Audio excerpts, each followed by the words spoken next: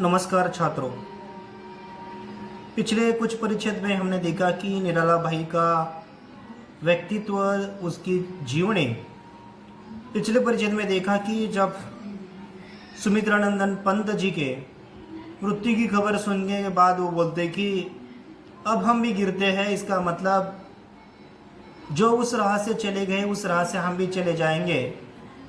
इसी तरह उनके बारे में यह उद्गार उन्होंने निकाली थी। चलो हम आगे देखेंगे उनके बारे में। पुरस्कार में मिले धन का कुछ अंश भी क्या वे अपने उपयोग में नहीं ला सकते। पूछने पर उसी सरल विश्वास के साथ कहते हैं, वह तो संकल्पित अर्थ है, अपने लिए उसका उपयोग करना अनुचित होगा। उन्हें व्यवस्थित करने में सभी प्रयास निष्फल रहे हैं, पर आज मुझे उनका खेद नहीं है। यदि वे हमारे कल्पित सांचे में समा जाए तो उनकी विशेषता ही क्या है। जैसे कि सुमित्रानंदन पंत आगे जाकर बताती हैं, वो जब कुछ हिंदी साहित्य के लिखते थे और हिंदी साहित्य में कुछ योगदान देने के बाद उनको जो पुरस्कार मिलते थे, वो जो धन मिलता था, वो भी पुरस्कार तथा धन वो अपने निजी जीवन में कभी भी उसका इस्तेमाल नहीं कर सके। वो बोलते थे तो संकल्पित अर्थ है, इसका मतलब है जो माया है, इस माया का मेरे लिए कुछ अर्थ नहीं है और ये सभी पैसे तथा धन निर्धन के लिए बांट दूं। ये उनकी सोच थी। ये उनकी सोच ठीक करने के लिए मेरे पास इतना समय भी नहीं था। बहुत बार मैंने समय बिताया भी, लेकिन वो सभी मेरे प्रयास निष्फल रहे। लेकिन उनकी बात सच थी, सही थी, ये मेरे को अभी पता चला। ऐसी यहाँ लेखिका महादेव और माँ हमारे साथ बातें कर रही है। देखेंगे आगे वे क्या कहती है। विशेषता ही क्या रहे। उनकी अपरिग्रह वृत्ति के संदर्भ में बातें हो रही थी। तब वसंत ने परिहास की मुद्रा में कहा, तब तो आपको मधुकरी खाने की आवश्यकता पड़ेगी। जब ये बातों का सिलसिला चल रहा था और बातों के सिलसिले में वसंत, उनके जो दोस्त थे, वो दोस्त बोला, भाई निराला जी, अगर आप इसी तरह सभी धन और पैसा दूसरों के लिए खर्च करोगे तो आपको ये मधुकरी यानी कि हर एक घर के सामने जाकर खाने के लिए कुछ मांगना पड़ेगा। इसका मतलब आप खुद ही निर्धन हो जाएंगे और खाने तक की मुसीबत आपके सामने आ जाएगी।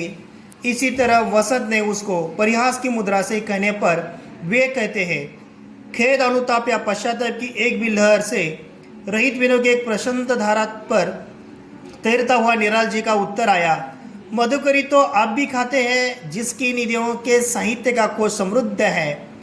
उसने मधुकरी मांगकर जीवन निर्वाह किया है। इस कटु सत्य पर आने वाले युग विश्वास कर सकेंगे, यह कहना कठिन है।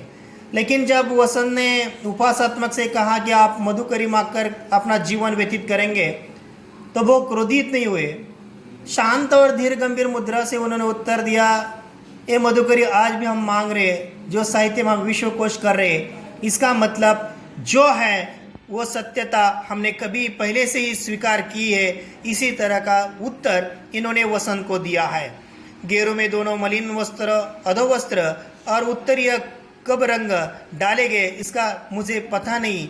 इसका मतलब है धीरे धीरे ये जो निराला भाई जो है वो उम्र की, उनकी आधेड़ उम्र हो गई है, ढलती उम्र हो गई है। इसका वर्णन यहाँ किया गया, इसका मुझे पता नहीं। पर एकादशी के सवेरे, एकादशी थी और उस सवेरे में स्नान करके देखिए हवन आदि जब वे निकले तब गौरिक परिधान कर पहने चुके थे, यानी कि निकले तब गौरिक परिधान पहन चुके थे। इसका मतलब है जब एकादशी का दिन था, सुबह स्नान करने के बाद जो वस्त्र है, उन्होंने वस्त्र अपने बदन पर ढका हुआ था। अंगोछे के अभाव और वस्त्रों के रंग की अधिकता के कारण उनके मुंह, हाथ आदि ही नहीं, विशाल शरीर भी गैरिक हो गया था। इसका मतलब है वस्त्र जितना जीर्ण हो गया था, उस वस्त्र जैसा जीर्ण हो रहा था, उसी तरह उनका पूरा शरीर का ढांचा भी जीर्ण हो गया था। इसका मतलब है उनकी जो उम्र है वो ढलती जा रही थी, उनकी जो उम्र है वो अधेड़ हो रही थी, यह कहा गया है।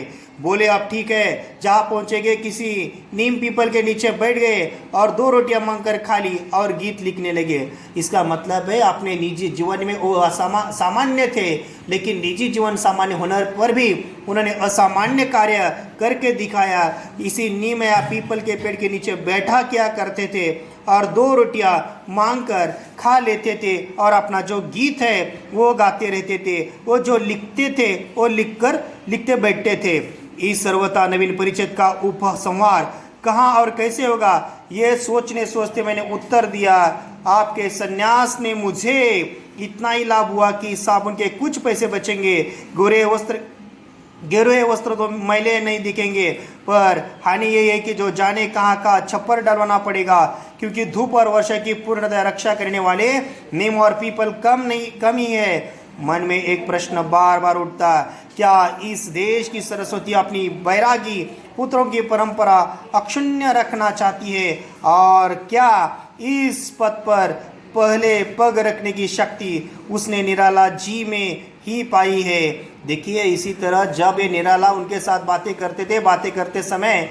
निराला जी बोलते थे, अभी मैं किसी तो नीम या पीपल के पेड़ के नीचे बैठकर अपनी जो दिनचर्या है वो गुजर लूँगा। लेकिन यह सोचते हुए ये जो लेखिका है, संस्मरण लिखने वाली महादेवी वर्मा, सोच में डूबी रहती है और वो बोलती है कि इतना सरस्वती का ज्ञानी होने के बावजूद भी उसके बारे में ऐसा क्यों होता है, क्योंकि हमेशा आने वाली बारिश और कड़ी धूप, इससे तो हम बच नहीं सकते, क्योंकि ये पेड़ इतनी रक्षा नहीं कर सकते, और इतने अक्षुण्य अखंडित कब तक ये चलेगा। इसी तरह मानो वो उनसे बात करती चली जा रही थी। निराला जी अपने शरीर, जीवन और साहित्य सभी में असाधारण थे। देखिए, ये बहुत बड़ी हस्ती होती है, उन हस्तियों को इसी तरह के मानो जो आप मोह रखते हैं हमारे संसार से, जो मोह रखते हैं हमारे सब कुछ इस चीज़ों से, उनके पास नहीं होता। उनमें विरोधी तत्वों के सामंजस्यपूर्ण संधि है, उनका विशाल डील डौल देखने वाले हृदय में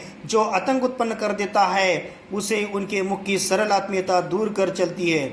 इसका मतलब उनके दिल में जो दृढ़ता है, सहृदयता है, प्रेम है, मानवता है, ये इससे वो अमीर होते हैं। उनके पास चाहे सांसारिक जीवन में कोई चीज़ कमी हो तो उसका वो कभी सोचते नहीं है। सत्य का मार्ग सरल है, तर्क और संदेह की चक्करदार राह से उस तक पहुंचना नहीं जा सकता। इसी से जीवन के सत्य दृष्टाओं को हम बालों के जैसा सरल विश्वास भी पाते हैं। निराला जी भी इसी परिवार के सदस्य है। इसका मतलब है हमेशा सत्य की राह पर चलने वाला यह इंसान सत्य दृष्टा होता है। इसका वर्णन यहाँ कवि ने, यहाँ जो हमारी संस्मरण है महादेवी वर्मा जी ने किया है। किसी अन्याय के प्रतिकार के लिए उनका हाथ लेखनी से पहले उठ सकता है, अथवा लेखनी हाथ से अधिक कठोर प्रहार कर सकती है, पर उनकी आंखों की स्वच्छता किसी मलिन द्वेष में तरंगाती नहीं होती। इसका मतलब है आज समाज में चलने वाले कुछ कुरीतियां हैं, आज समाज में चलने वाले अन्याय है, उस अन्याय को दूर करने के लिए उनका हाथ भी चल सकता है, लेकिन उनके हाथ के पहले ही उनकी लेखनी उठती है और समाज में दिव्य दृष्टि प्रदान करती है। ओठों की खींची हुई रेखाओं में निश्चय की छाप है, पर उनकी क्रूरता के भंगिमा का घृणा का सिकुड़न नहीं मिल सकती। उनके मन में कभी पाप नहीं है, उनके मन में कभी घृणा नहीं है। दूसरों को अपनाना ये मानवता होती है। इसी तरह के तरल और सरल भाव उनके आंखों में, उनके ओठों में मैंने बहुत बार देखे हैं। इसका मतलब है ये जो जीवन है उनका सादगी से भरा हुआ था। इनका जीवन जो है वो सच में इतना साधारण था, इसका वर्णन यहाँ किया गया है। क्रूरता और कायरता में वैसा ही संबंध है जैसा वृक्ष की जड़ में अव्यक्त रस और उसके फल में व्यक्त स्वाद में। देखिए, यहाँ महादेवी वर्मा जी है, वो महादेवी वर्मा कह रही है क्रूरता और कायरता में वैसा ही संबंध है। देखिए, जो क्रूरता होती है उनके बीच में कायरता होती है, और उन्होंने संबंध बताया कि वृक्ष की जड़ में अव्यक्त रस है। सच में वृक्ष की जड़ में एक रस होता है, लेकिन वो रस फल में व्यक्त स्वाद में। निराला किसी से भयभीत नहीं, अतः किसी से प्रति क्रूर होना उनके लिए संभव नहीं है। इसका मतलब है ये निराला जी के मन में कभी भी दूसरों के प्रति क्रूरता का भाव, दूसरों के प्रति कभी भी घृणा का भाव नहीं था। इतना ही नहीं है, अपने निजी जीवन में वे कभी भयभीत भी नहीं उठे। ऐसा मैंने भी कभी उनके जिंदगी में आज तक नहीं देखा। इसका मतलब उनकी जीवनी कितनी सीधी और सरल थी, इसका बार बार जिक्र महादेवी वर्मा हर एक परिच्छेद में हमारे सामने रख रही है। होना उनके लिए संभव नहीं है। उनके तीखे व्यंग की विद्युत रेखा के पीछे सद्भाव के जेल से भरा बादल रहता है।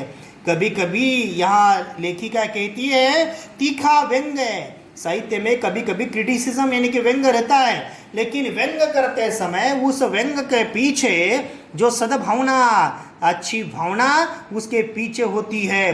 किस पर करारा व्यंग करना, किसको नीचा दिखाना, ये साहित्य का मकसद नहीं है। ये मैंने बहुत से समीप से ये निराला भाई के बारे में देखा है। इतना सीधापन उनके जीवन में था, यह महादेव वर्मा हमसे बोल रही है। निराला जी विचार के क्रांतदर्शी और आचरण से क्रांतिकारक है।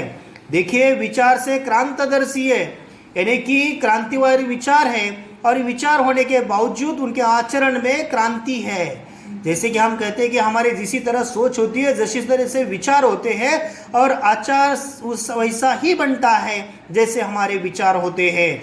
वे उस झंझा के समान है जो हल्की वस्तुओं के साथ भारी वस्तुओं को भी उड़ा ले जाती है। सच में है, ये जो झंझा है हमेशा आता है, और हमेशा आने के बाद ये क्या होता है, हल्की वस्तु के साथ भारी वस्तु भी उड़ा ले जाती है।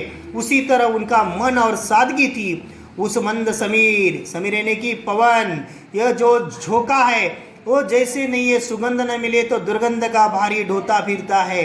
देखिए, यहाँ जो निराला भाई जो है, निराला भाई उस समीर के जैसे भी नहीं है। ये जो समीर होता है, जो ये पवन आता है, तभी क्या करता है, जब वह बहता है, ये जो बहते समय अगर उसको सुगंध नहीं मिला तो अपने साथ दुर्गंध भी ले जाता है।